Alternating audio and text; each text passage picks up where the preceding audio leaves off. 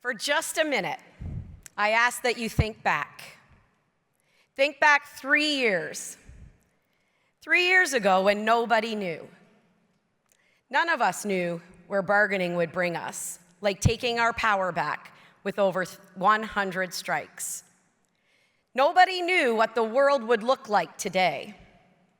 None of us could predict that we would have a trade war with our biggest allies and whom we have a trading relationship with. But this hasn't scared us into silence. There was no predicting success or failure, but I will say for this team, failure wasn't an option. And so the very next day, after that election, we began to build. On a personal note, I can tell you it was scary because I didn't know. But fear does not stop us. It never has, and it never will. We lead with compassion as much as with courage. Friends, I've been inspired by all of you, not just our small and mighty Atlantic region, but all of you.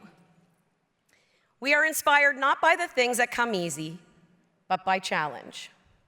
Not by comfort, but by struggle. And Unifor does that. All of us.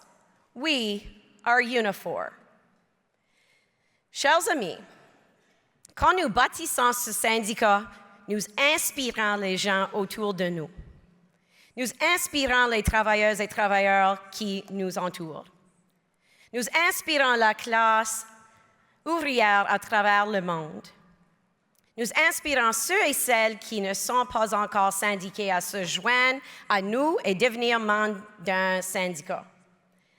Nous inspirons parfois les gouvernements à faire des changements positifs. Ce travail est constant, car il n'a pas de fin à bâtir un mouvement comme nous le faisons ensemble. Quand nous arrêtons de bâtir, le mouvement s'arrête également. At the last National Executive Board meeting, I gave a report, as usual, about how we are building in the Atlantic region.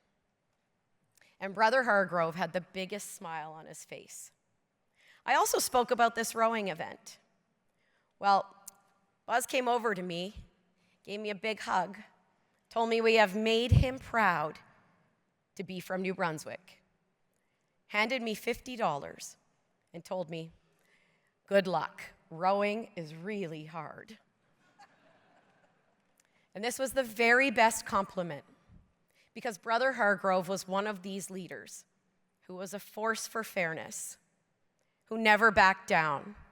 He never gave in, and he never forgot who he was fighting for. Buzz was a symbol of courage in the face of power, of conviction in a world that often chooses convenience. He helped to shape the Canadian labor movement. He showed us that standing up for wages, for pensions, for health care, for safety conditions wasn't just negotiation. That was nation building. And building we must continue. And Buzz, we are proud that you are a New Brunswicker too. We build this union, friends, by showing up.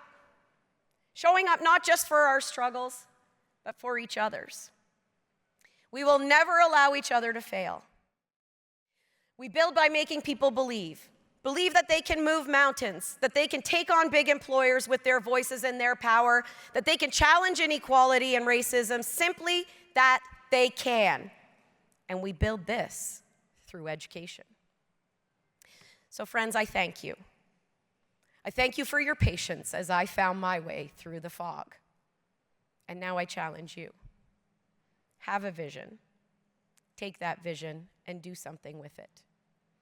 Imagine the world we are building and what we can do when we build this union with our huge hearts. Honor your stories and light a fire in your heart. And when you feel that spark, you act on it. A simple quote. I didn't know what was coming, but I kept walking. And that, I've learned, is what hope looks like. Because hope lives in rooms just like this one. It lives in your voices when you speak up. It lives in your feet when you march. It lives in your hands when you reach out to help another worker rise. And it lives in your heart when you never give up. Friends, you are the grievance officers. You are the master bargainers. You are the women fighting for equality. You are the ones who are fighting for equity every day. You are inspiring a world for change. You are the change makers. You are this union. And friends, together, we are Unifor. Solidarity, and thank you so much.